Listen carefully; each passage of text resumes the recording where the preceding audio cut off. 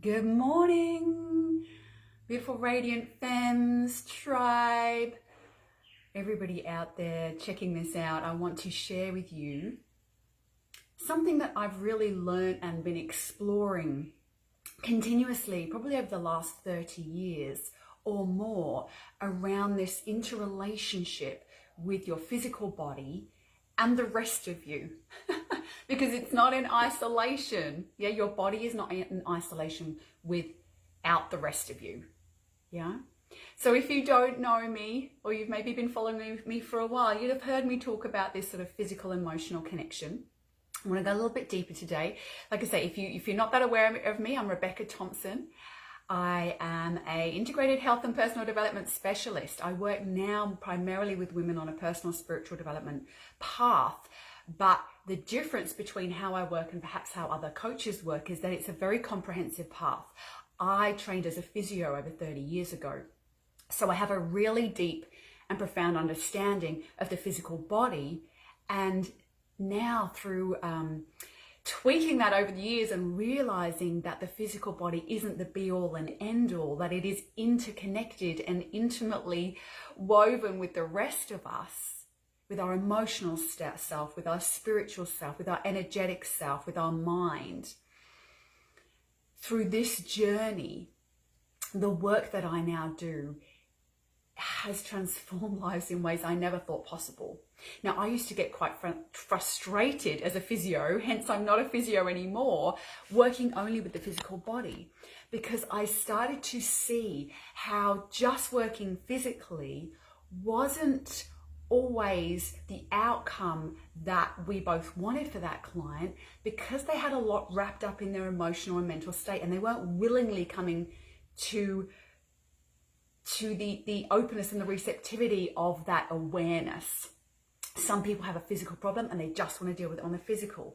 They have a mental health problem, they just want to deal with it on that mental health space. And what I have discovered through going deep into the physical, the emotional, and the energetic realms over the last 30 years in such profound ways, particularly in relation to the feminine, is that when we look at all of these areas together, that is when we make massive transformational shifts. That's when we upgrade not only our physical vitality, but our emotional well-being, our mental capacity, and our ability to tap into infinite abundance and prosperity and ease and grace and flow that is inherently ours. So let's go a little deeper into understanding what happens on a physical level. Like say deeper, we're going to give a little bit of an overview. This is a huge subject, but there are certain things that I see on a physical level that are affecting how you are showing up mentally, emotionally, and in your whole being. Equally, how you are showing up in your whole being is affecting you physically. You know, the thoughts and emotions tend to come first, and they get embodied in a more denser level in your body. So some of the things I see really commonly are head forward, right? This can bring neck issues and shoulder issues. What is the emotional, mental aspect of that? It tends to be people that are living in their head and driving from the mental aspect of I should be doing this. It can accompany with headaches. It can accompany with neck pain and shoulder pain. So if you find that you are driving forward with your head and in your mental space a lot, this might be happening in your physical body. Now, the issue with that, well, not the issue, but the things to understand with that is that if you only try and deal with your mindset, then your physical body is still giving you this same information of my head has to be out front and first. My mind has to be leading, right? If you only look at it from a physical perspective, you're not understanding the mental and emotional ramifications. When you work with both together, you get massive results. You shift the whole groove. So these habitual grooves we have aren't just on the physical, they aren't just on the mental, they aren't just on the emotional, they're not just on the energetic, they're all of them. And when we can smooth those grooves out on every level, that is when we get massive results. So what are some other things that we see? You see shoulders forward, particularly the right shoulder forward and up, or forward and down. And that can represent overreaching, right? The right side is our doing side, our more masculine, linear, action-orientated side. So when this is forward, I see it all of the time, again, it's showing us that we are often tying up our worth with our doingness, that our worth is tied up with the amount of effort that we're putting in. All right, it's okay to be doing, but it's the effort, it's the have to, it's the I'm only worthy if I do this. So same thing, you might see a tense or slightly forward shoulder. It's probably not going to be as exaggerated as that. Again, we can try and work with that on a physical level, but until we work with it on a more emotional level, on a why am I feeling that my worth is tied up in my work? Why am I feeling that I have to? There are these shoulds. Until we look at that part, until we look at how our energetic boundaries are showing up around what we feel like we need to do around others and how we relate to others, we're not going to fully clear up this shoulder issue, right? It goes both ways. Another one I see a lot is just a general kind of contracting, a drawing in of the chest and a rounding of the back. And again, these can be quite subtle. There are certain tests I can do to see whether this is happening. You won't always see it visually, but this is sort of what's happening, but it can look quite subtle. And again, when it's on both sides like this, it tends to be more protective around our emotion, but protective around our heart. This difficulty with really being courageous with our heart and speaking our truth and a holding back of what we really feel. There may have been grief in the past. There can be lots of different aspects for it. It's quite individual, but that, I'm just speaking quite generally. So again, until we can be more courageous and feel safe enough to open our heart, to be with and sit with our emotional landscape and to feel safe in that rather than overwhelmed or fearful or guilty around our emotions, then we're not going to clear the physical. And there's nothing wrong with having this going on in your body unless it doesn't feel good, right? So if we're finding that we're limiting ourselves or we're getting pain or discomfort because of that happening in our body, then to really clear that, we need to look at multiple levels in our body.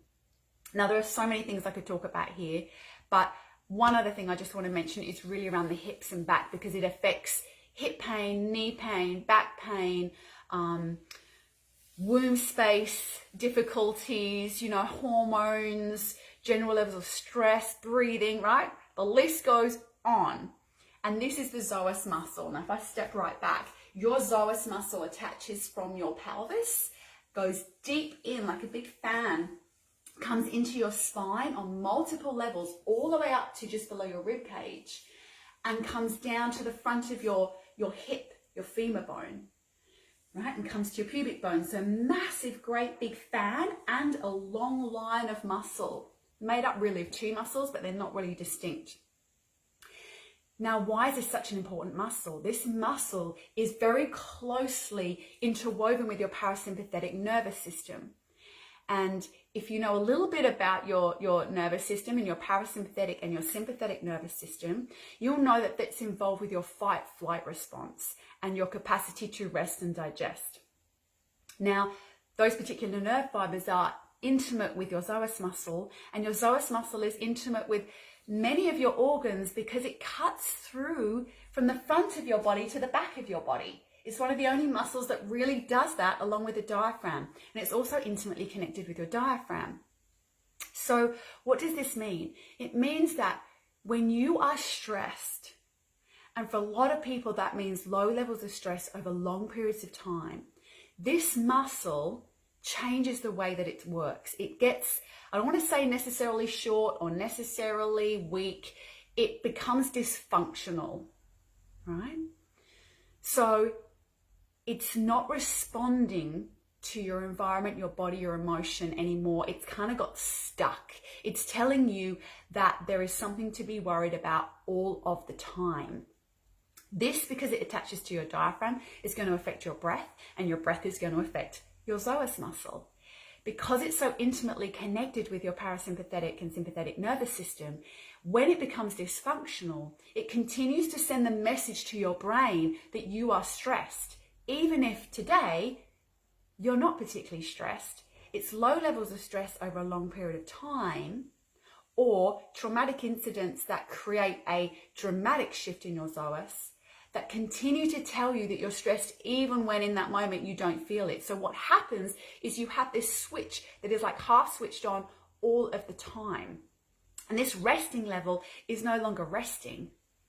Rest and digest just doesn't happen anymore. Even when we feel like we're relaxed, even when we feel like we're joyful, and you might know this in yourself, you feel like there's this sort of, you can't quite fully get there. Or it's very quick for you to feel angry, upset, overwhelmed, irritated. If this is happening for you, then chances are there's something going on in a deep level in your body with some of these muscles in your body. And Zoas isn't the only one. I'm giving you a bit of a brief overview for you. Oh, I'm just going to have a little pause right now. Yeah, Joy, she's saying, thanks, Beck, this is so me right now. Right? I totally get it, Jill. This is amazing. Good. All right. Good. This is amazing. It is amazing. And I get so passionate and excited about it because when we can really retrain the Zoas and retrain your capacity to feel safe in your body energetically, emotionally, mentally, when we can get to the root of those fears and be able to sit with that, when we look at all of that, we get massive releases in our body. Massive releases, and we get permanent change. So if you've been trying to get change in some areas of your life and you feel like you get a little bit of change and then you fall backwards, it's often because you're only looking in one area. You may be just looking in the physical, or you're just looking in the emotional, you're just looking in the mental, or you're just looking in the energetic. When we get massive results, and this is the work we do in my Be a Beacon program, we need to look at all of these areas and understand how they're so interwoven.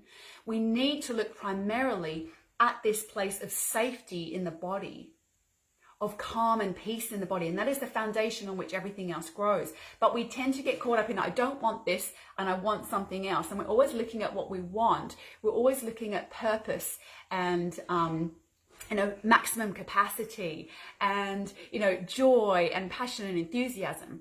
That's great, but they're on the high end of the scale. And if your body isn't feeling fully safe to be really open, right, then you can't get to those places. So you keep pushing and you keep pushing, but your body feels even more stressed and even more unsafe.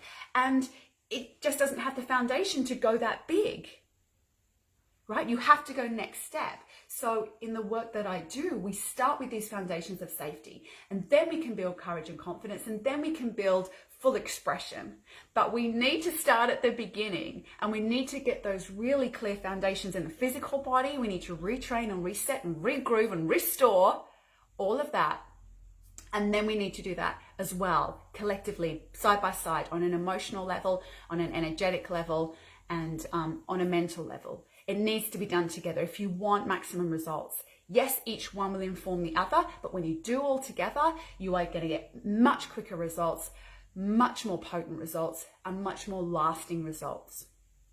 So I know that's a massive overview. Thank you so much for checking in, Jill, Joy, Amy, everyone else that's watched this today. Got a few people here, Jennifer, Kirsten, Marie, Anne. Thank you so much, beautiful souls.